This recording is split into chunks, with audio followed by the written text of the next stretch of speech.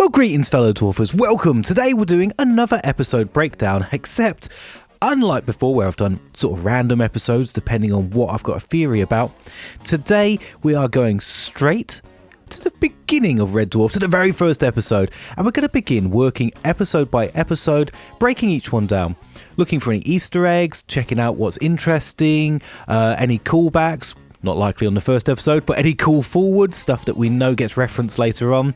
It's a great chance to go through every episode and see what we find. So let's start at the very beginning. Season 1, Episode 1, The End.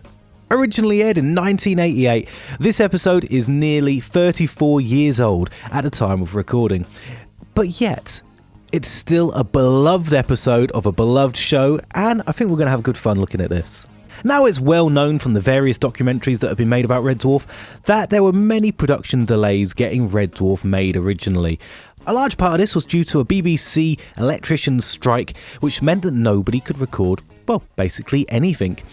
All the sets had been made, all the pre-production had been done, but the crew just couldn't do any filming, which actually meant they had a lot more time for double-checking scripts, for going over things, and for rehearsing, which meant that everybody was extra ready for filming this first episode, which perhaps explains why it's such a strong episode. Also, when they did eventually film, they managed to get the whole season filmed and ended up with one extra shooting day left, which would have been enough to film an entire another episode. However, the cheeky team decided not to do so, and instead, without the BBC noticing, they used that entire filming day to film reshoots and retakes of scenes that they didn't think were strong enough or didn't get a great crowd reaction. Again, this all helps to add together to make a really strong episode. So as we go through, I'll mention a few of the scenes that have got deleted scenes available. These have been around so long that they're all on YouTube if you want to go watch them. So let's dive into the episode. The episode begins with no Holly intro and no recap. Because, of course, it's the first episode, there is nothing to recap and nobody knows who Holly is just yet. So after the moody opening with the ship flying past the camera, we get our first shot of the boys hard at work on Red Dwarf. It's interesting that this shot is filmed from behind a grating, which isn't just a cool artistic touch which puts something in the foreground. This brief 12-second shot also gives a real kind of impression or snapshot of what the show is about, because with that grating in front of the camera, it gives a real kind of closed-in, prison-like theme. Which, to be honest, given that this ship is going to become a bit of a prison for Dave for the next 3 million years, seems very appropriate, great bit of foreshadowing. So we get a brilliant typical Lister and Rimmer argument going on here. It's great to see them sort of bickering and whinging before the accident that wiped out the crew, which just shows that their relationship has always been based on bickering and arguing and kind of disliking each other. This is such a classic and much loved scene. At the end of the season 12 episode Encore, they actually recreated this whole scene after Dave apparently has his memory wiped. It's great to see it referenced later on, almost 30 odd years later. Also, the bickering about which straw they should use to unclog the nozzle is referenced in The Promised Land, the very latest episode made just a year or two back. So Rimmer would be like, pass me a 14B. And I'd be like, forget the 14B, mate. I think you'll need a 14D. We also get Dave singing as he should be working. It's great to see this one. He's singing Ganymede and Titan, which if you read the novels, we know is from the song Lunar City 7. If you want more details on that, go check out the novels. And in this beloved scene, which is so famous in the Red Dwarf community, the remastered versions had to try and poke their nose in, adding a couple of blue screened in scutters with really loud sound effects which are completely distracting from what's going on and mess with a beloved scene.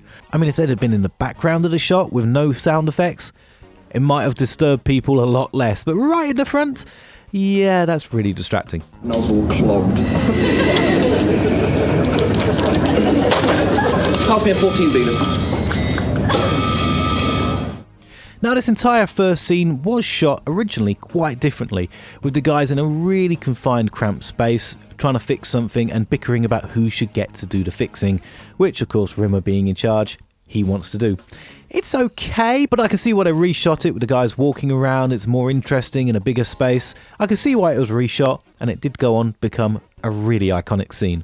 We then get Robert Bathurst turn up playing Todd Hunter, who despises that the boys can't get along and mentions that there are 169 people on board this ship, and eventually calls Rimmer a smeghead.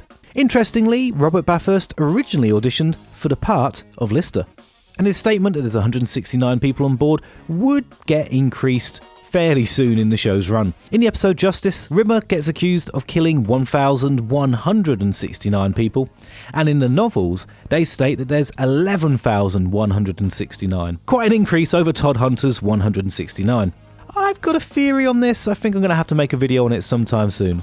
Next up, the captain and senior staff hold a funeral for George Mcintyre before sending his ashes into space. The funeral song in the original episodes is "See You Later, Alligator," but if you've only watched this on digital distribution like Netflix, then you might have heard a completely different song, as it's often swapped with the football chant "Here We Go." We then get the first of the beloved bunk room discussions.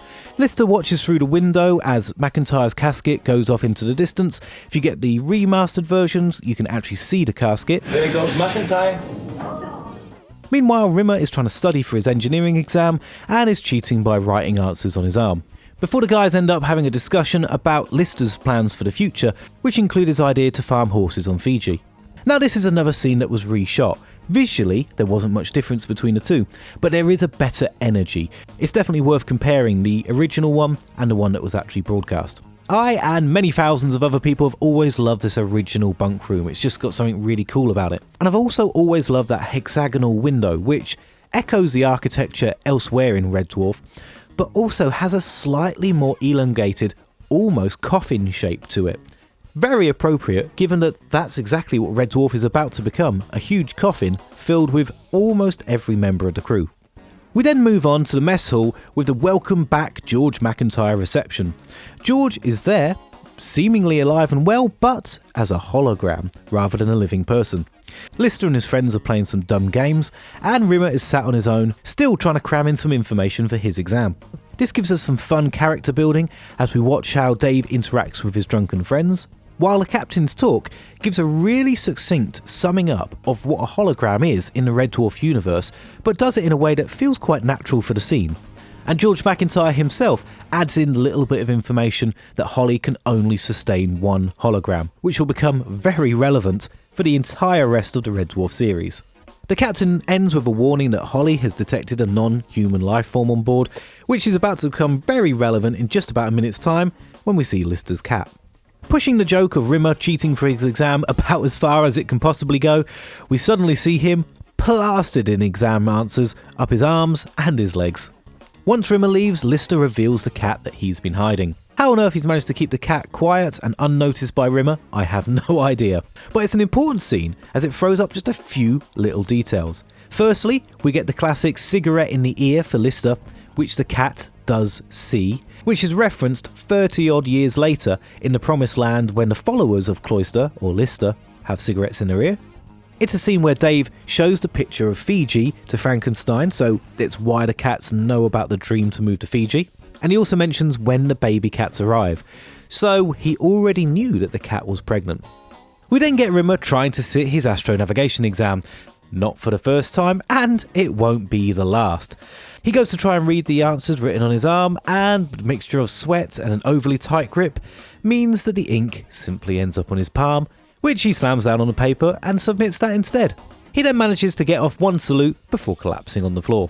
It's of course fun to watch Chris Barry doing his strange movements and his fall on the floor, but it's also fun to listen to Todd Hunter's brilliant sort of 80s suggestions for futuristic things you wouldn't be allowed in an exam room, like speaking slide rules and modems. We then get Lister being summoned to the captain. First he's got to pass through the drive room, and he takes the opportunity to chat with and slightly flirt with Kachansky. This scene was originally a little bit longer, with a slightly awkward, silly scene of him playing with the chair controls to make her chair drop down. It's a bit silly, a bit awkward. I can see why they cut it, because it just sort of doesn't flow that well. Lister then goes across to the captain's office, who wants to find out where is the cat, so that he can have it examined and dissected to make sure it's not brought any dangerous diseases onto the ship. The way that the captain knows that Lister has a cat is revealed to be that Lister submitted a picture of himself to the photographic laboratory on board ship. In the show, it feels like he was just dumb enough to let incriminating photos make their way to the captain. Whereas in the novel, Infinity Welcomes Careful Drivers, it puts a little bit of a different spin on things. It's presented that Dave intentionally wanted incriminating photos to make their way to the captain so that he could intentionally be put in stasis so that he wouldn't need to endure the other 18 months of the trip. If you want to know more on this, you can go read the novel or check out my Who is Dave Lister video. Before we move away from the office, it's cool to see the little miniature Red Dwarf on the table, which isn't just there for aesthetics, it's brought back a few episodes later at the end of the season in Me Squared for the radiation explosion scene, which is of course a parody of Citizen Kane's falling snow globe. 159. Dispatch emergency announcement.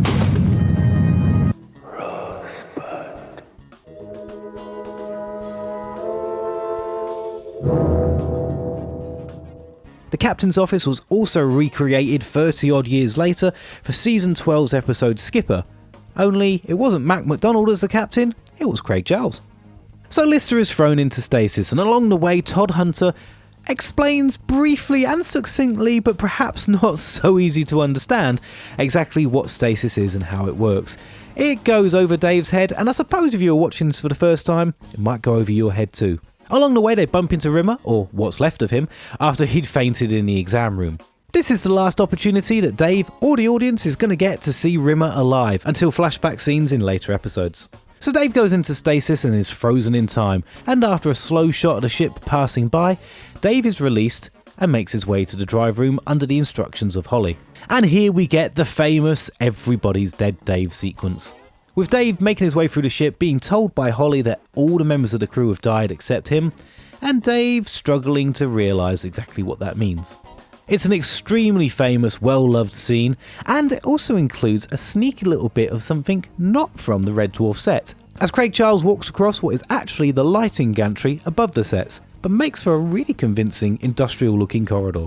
Much like the captain's office, this entire scene would be parodied later in the series 12 episode Skipper. Only there, the entire situation is turned on its head, and it's Arnold who's alive, along with everybody else. In the drive room, Holly explains the situation some more and explains exactly what happened. While Holly's been talking, Dave has randomly been picking up bits of dust around the ship and shoving them in his mouth.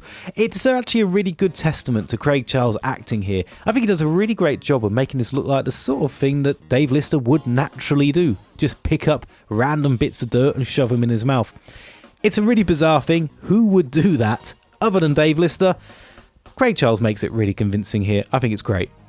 Towards the end of the scene, Rimmer turns up wearing his now very familiar H on his head, representing that he is in fact dead and as a hologram representation of his old self. It's a fairly long, well-played scene, and everyone does a great job of really bringing across what is going on in this situation, whilst also building up their characters some more to show how they would have reacted in this moment. Lister and Rimmer start making their way through the ship, and we get the first appearance of Danny John-Jules as the cat. It's a great appearance done with style and finesse, with Danny doing a great forwards roll straight into a dance move. It's a really great introduction for the cat, but isn't the original scene. Again, if we go look at the deleted scenes, it was part of a much longer sequence of Dave giving little funerals and send-offs for all of the crew as he sends all their ashes into space, much like we saw earlier with George Mcintyre's. The original scene was actually really quite strange and quite awkward, with this sort of trying to be poignant but also trying to be funny. It was a very strange mix of emotions. Go watch it, see what you think. I've seen a few commentaries with the guys actually saying they weren't happy with how they acted it, they thought it was really poor. And watching it back, yeah, I can see why the scene didn't work, and the reshoot was much stronger. It's cool to see that the cat is singing Me and My Shadow, which is of course a 20th century pop song. Interesting that. Does it mean that the cats in the cargo hold came up with that song on their own? Or did they have access to the crew's music for the last 3 million years? Have they been listening to human music? Perhaps, who knows? That might help explain why the cats speak English. Just a thought. In a teaching room where Rimmer previously had his exam, the cat turns up again and the guys can finally greet him properly. Well, Lister tries to. Rimmer tries to attack him, falls straight through the cat as he's a hologram and can't touch anything, and goes flying into the corridor. In the awful remastered versions, he flies through the cat, goes into the corridor, and we get a load of crashing and banging noises as if he's fallen into something fragile. Except If he could fall through the cat, why didn't he fall through any objects in the corridor? It makes absolutely no sense adding this sound effect. That really was kind of change for change's sake, and is a real example of why the remastered episodes just don't land well for long-term fans.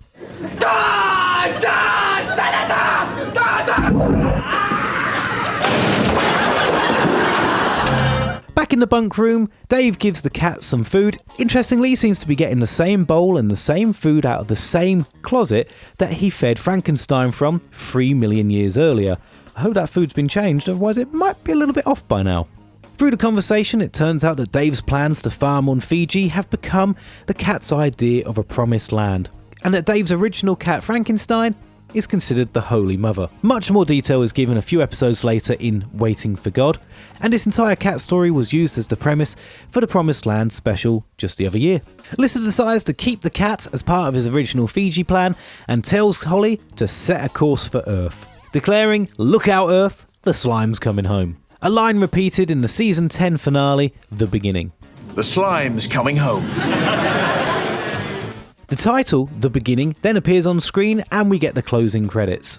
So overall, I think this has been a great opening episode. It's done a great job of setting up who and what each character is. It gets across the idea that Dave Lister is a dirty, lazy space bum who might be the last person you'd ever pick to be the last person alive. And the show does all this without being boring. It's a great first episode that doesn't just have someone standing there telling you loads of things or making you read loads of things to get you up to speed. It's all done really natural and feels really natural to watch. Great first episode. I think the ability for the guys to go back and reshoot some scenes really helped make this absolutely stellar. As openings go, it's definitely a 10 out of 10 episode for me. So there we go, fellow Smegheads.